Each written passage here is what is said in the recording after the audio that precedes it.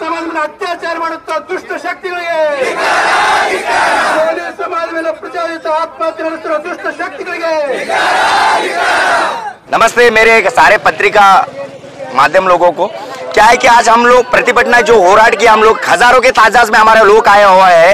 हमारे लोग बोलेगा तो गुलबर्गा जिले में कम से कम बोलेगा तो हर एक तालुका में 50,000 लोग हैं। हम लोग 50,000 लोग होने के बाद भी हमारे समाज को अन्याय हो रहा है। ये क्या कर रहे हैं पुलिस डिपार्टमेंट, ये क्या कर रहे हैं जिला अदालत। ये कोली समाज बोलेगा तो क्या मंदिर का घंटा हो गया, को भी आके बजाना जाना। हम लोग क्या ऐसे चुप बैठेंगे? अभी इतने तालुका में इतने लोग हैं, हम लोग इतने लोग के बावजूद भी हमारे समाज को अन्याय हो रहा है। ये हम सहन नहीं करेंगे।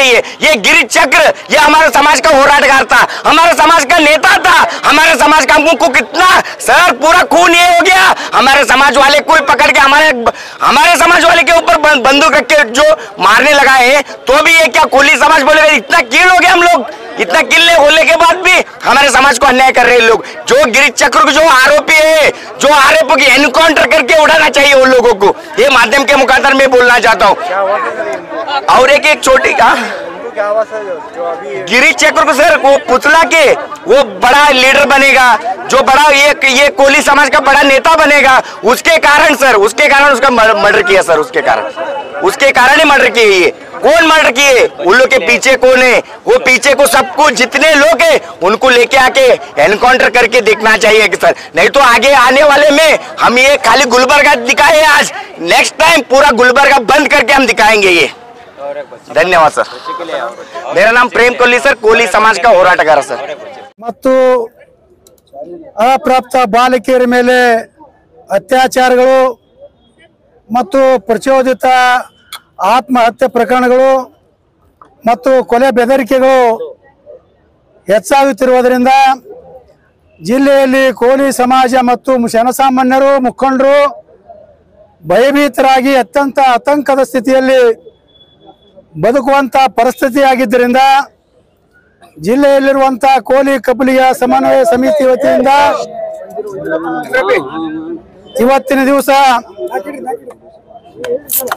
ಈ ಜಿಲ್ಲೆಯ ಜಿಲ್ಲಾಡಳಿತ ಮತ್ತು ಪೊಲೀಸ್ ಇಲಾಖೆಯ ಒಂದು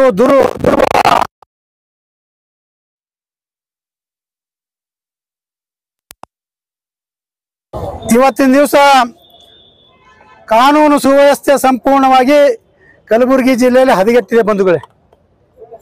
ಉದಾಹರಣೆಗೆ ಹೇಳ್ಬೇಕಪ್ಪ ಅಂದ್ರೆ ಇಲ್ಲಿವರೆಗೆ ನಮ್ಮೆಲ್ಲ ಸ್ನೇಹಿತರು ಬಂಧುಗಳು ಮಾತಾಡಿದ್ರು, ಗಿರೀಶ್ ಚಕ್ರ ಎಂಬ ಯುವಕ, ಕೋಲಿ ಸಮಾಜದ ಯುವಕ, ಇವನು ರಾಜಕೀಯವಾಗಿ ಬೆಳಿತಾನ, ಸಮಾಜ ಸೇವೆ ಮಾಡ್ತಾನ, ಜನರಿಂದ ಇವನಿಗೆ ಅನುಕೂಲ ಆಗ್ತದೆ ಅನ್ನುವಂಥ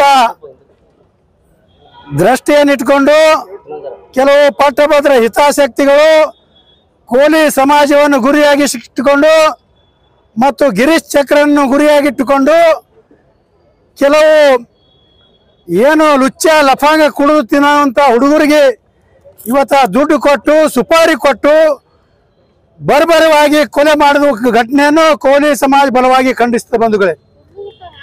ಇವತ್ತಿನ ದಿವಸ ಈ ಒಂದು ಘಟನೆ ಮೇಲ್ನೋಟಕ್ಕೆ ಒಂದು ಕೊಲೆ ಆದರೂ ಕೂಡ ಇದರಲ್ಲಿ ಕಾಣದ ಕೈಗಳು ಇವತ್ತಿನ ದಿವಸ 40 ಲಕ್ಷ ರೂಪಾಯಿ ಡೀಲ್ ಕೊಟ್ಟು ಆ ಒಬ್ಬ ಯುವಕನನ್ನು ಕೊಲೆ ಮಾಡಿರುವಂಥ ಶಂಕೆ ನಮಗಿರುತ್ತದೆ ಬಂಧುಗಳೇ।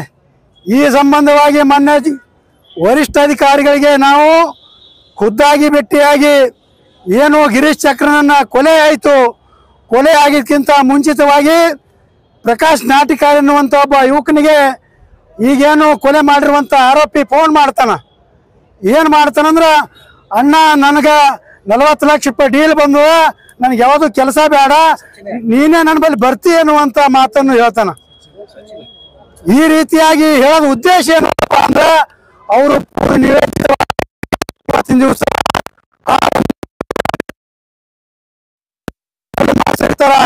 ಬಂಧುಗಳೇ, ಇವತ್ತು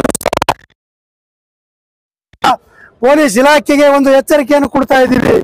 ಏನು ಇವತ್ತು ಈ ರೀತಿಯಾಗಿ ದುಡ್ಡು ಕೊಟ್ಟು ಇವತ್ತಿನ ದಿವಸ ಎಷ್ಟು ಜನರಿಗೆ ನೀವು ಕೊಲೆ ಮಾಡ್ತಾ ಇದ್ದೀರಿ, ಇವತ್ತು ನೀವೇನಾದರೂ ಮುಂದಿನ ದಿನಗಳಲ್ಲಿ ಗಿರೀಶ್ ಚಕ್ರ ಅವರಿಗೆ ಕೊಲೆ ಮಾಡುವಂಥ ವ್ಯಕ್ತಿಗಳನ್ನು ನೀವು ಪತ್ತೆ ಹಚ್ಚಿ ಇವತ್ತ ಅವರಿಗೆ ಕಠಿಣವಾದಂತ ಶಿಕ್ಷೆ ಕೊಡಿಸದೇ ಇದ್ದಲ್ಲಿ ಆ ಕೆಲಸ ಕೋಲಿ ಸಮಾಜ ಮಾಡ್ತದೆ ಅನ್ನುವಂತ ಎಚ್ಚರಿಕೆ ನಾವು ಕೊಡ್ತಾ ಇದೀವಿ ಬಂಧುಗಳು.